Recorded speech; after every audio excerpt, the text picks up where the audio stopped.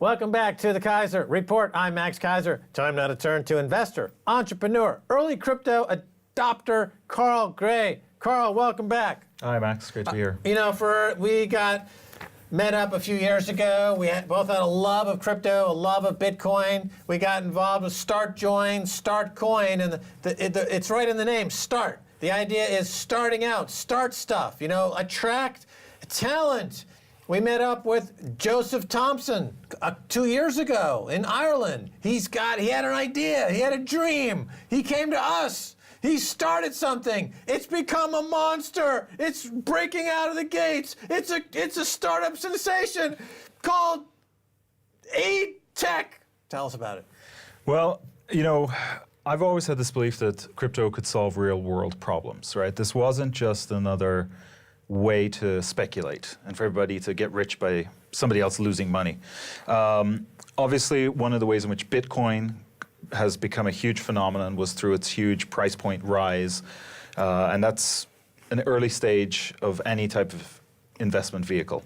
But looking past that, this idea of the world's largest computer network, effectively, the ability to transmit information, whether it be remittance payments, communication, images, whatever, encrypted data, anywhere around the world, instantly for near free, is very, very powerful, and there's a lot of applications there, and we're just barely starting to see that happen.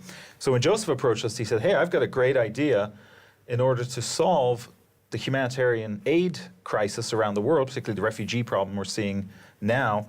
Why don't we leverage blockchain technology? And we said, sounds interesting. Let us tell you about StartJoin and how to get started and all of that. And things have just grown phenomenally from there. So let's talk about that blockchain, because it was about a year or so ago that all the big banks, all the big four accounting firms around us, they all declared blockchain is great, Bitcoin, forget that cryptocurrency at half of it. Now, AidTech is actually using a blockchain or the blockchain, the Bitcoin blockchain, and does it have a cryptocurrency aspect to it? So this is what is fantastic about what they're doing. They do have a private blockchain in order to manage personal information and things like that, to have basically to be able to employ data security policies and best practices. Mm-hmm. But they then leverage this enormous Bitcoin network, which is the world's largest computer, effectively. And thus the most secure. And thus the most secure. And that, the entire private blockchain, then gets backed up to the Bitcoin network. So they're effectively leveraging the world's greatest data center for free, and then they can pass all that cost savings on. So it's like a side chain on top of the blockchain, or it's riding on top of the Bitcoin blockchain? They basically, once their transaction is complete, they back up every night to the Bitcoin network. Right, so this is an area that was desperate for intermediation, disruption, if you will, the aid business.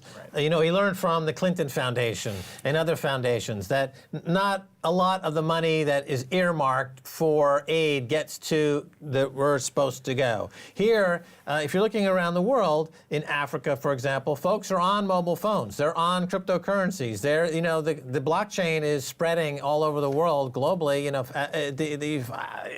in ways that banks can't get there, and these other legacy systems can't get there. So am I correct in saying that AidTech will give transparency and accountability, and so for every dollar that is raised for aid, it gets to where it's supposed to go, and it's fully transparent, and it's real, right? That's right. Transparency is the word here. So we know from a very reliable source, the UN's Ban Ki-moon, that 30% of the money that is spent in the humanitarian space is lost to fraud and inefficiency. On average. On average. And that total figure, the total every year, it's 1.2 trillion that's spent. So we're looking at over almost $400 billion that's just lost.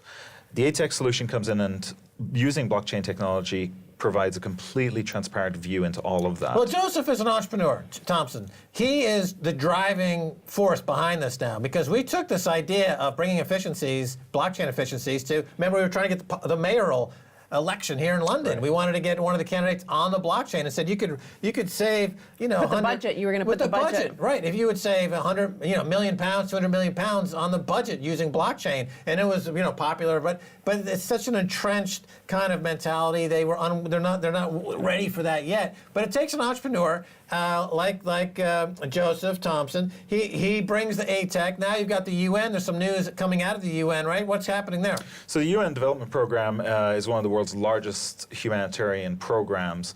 And basically, they go around the world looking for projects, looking for areas that they can deploy funds in order to improve the lives of people in the developing world. They immediately approached us and said, we have been talking about blockchain. We realize we need to be able to deploy resources, whether it be cash, supplies, blankets, whatever, very, very quickly and be able to track all of that and the movement of it. So it's a huge logistics operation, and blockchain is the perfect vehicle for that. So, I mean, you mentioned the UN and you mentioned the Clinton Foundation, and of course, they had a huge involvement. They basically organized all the Haitian earthquake relief efforts. I think 2 huts were built with the many billions raised. How, for example, would it look different if aid tech had sorted that out? How would it look different? Well, it's actually great that you bring up Haiti. We're actually working with former president of Haiti, and he approached us and said, listen, we've got a lot of problems in Haiti, but they're not problems that can't be solved. We just need the right technology. And of course, with software, as AidTech's CTO always says, with software, anything's possible. And I like to say, well, with blockchain, anything is possible. So one of the big areas where they're falling down is this idea of cash remittance. So being able to get money into people's hands so that they can actually use it effectively and efficiently, and then so that the NGOs can track where this money is going. So it doesn't just go into a big black hole.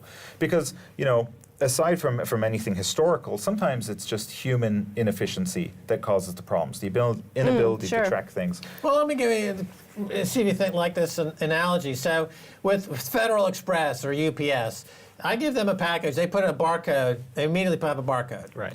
And now that barcode is tracked through many, many, many handoffs. It goes to the driver, the truck driver, it goes to the airport, it goes into the plane, it flies over where it's supposed to go, comes off the plane, it goes on another truck. And every single step of the way, they're reading that barcode. Eventually, it gets to where it's supposed to go, and there's a sign, you signed for it, and it has delivered. Right. Now, with blockchain technology, an aid dollar comes with its own barcode. It's called a blockchain address, essentially. Yep. So now, as it goes from, you know, some donor who's maybe sitting in an apartment in Manhattan or somewhere in London, that contribution now, as it goes through the chain, distribution chain, every single step of the way, it gets that address is checked. So they know transparency. You can track it online. It's called the, you know, the blockchain. You can check. You can check it online. You can see where it's going, and then it arrives at its destination. And it hasn't been the cost of doing that.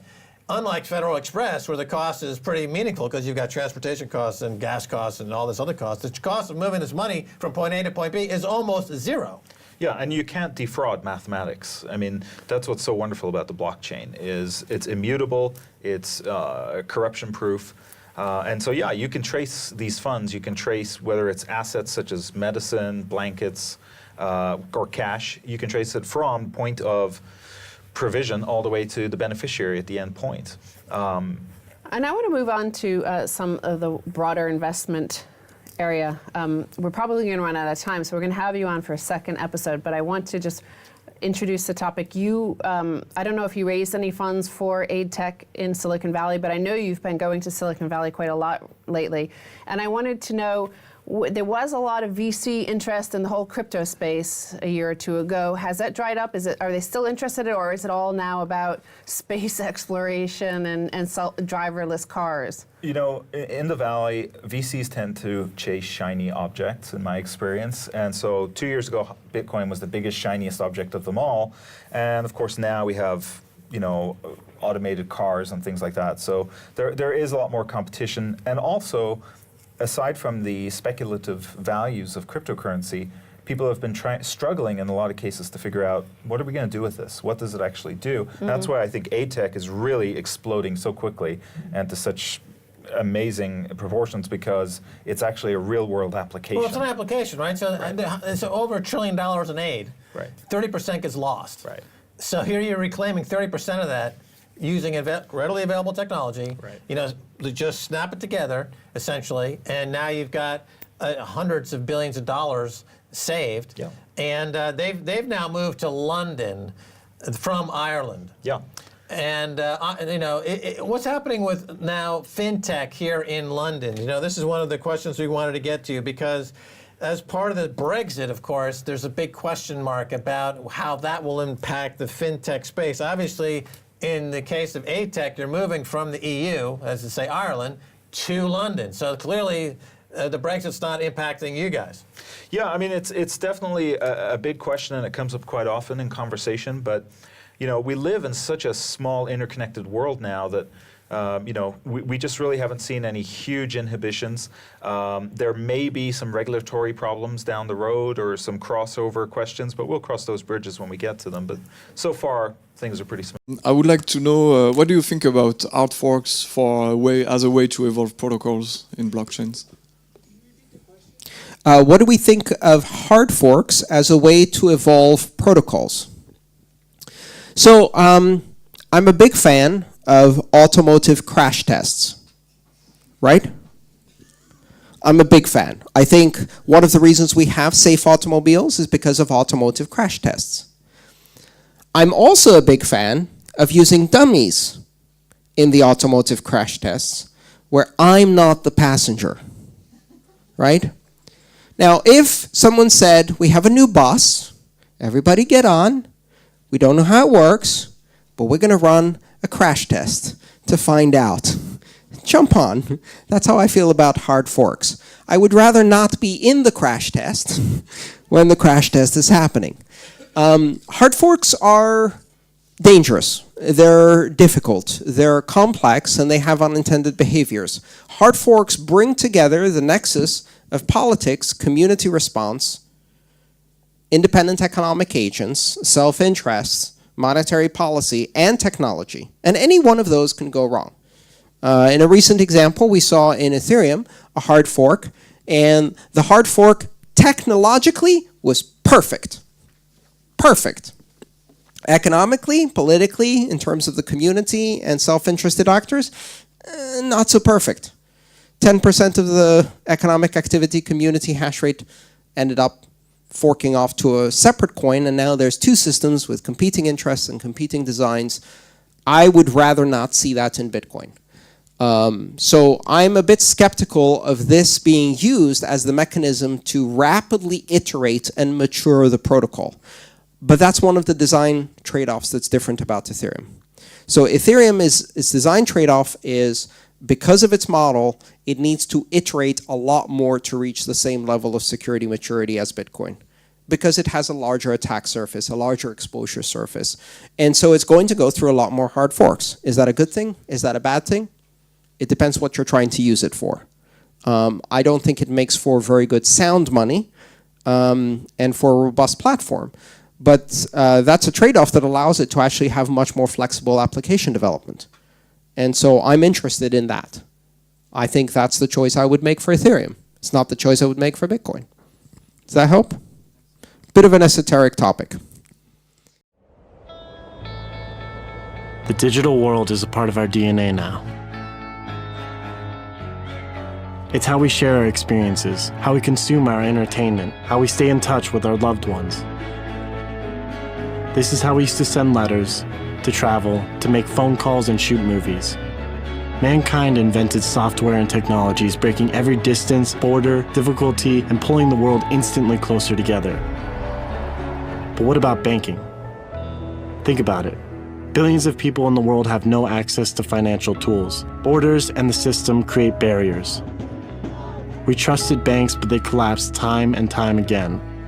They take hundreds of billions in fees from us. Bitcoin doesn't care where you're born, what color your skin is, or where you are in the world. It's an open network. It's maintained equally by people all over the world. Anyone can verify the transactions, and it happens instantly. For just a few cents, you can send any amount of money to anywhere in the world. Bitcoin is a global community of inclusion, an invitation to participate in an open world. Join us today, start a Bitcoin wallet, and help us shape the future.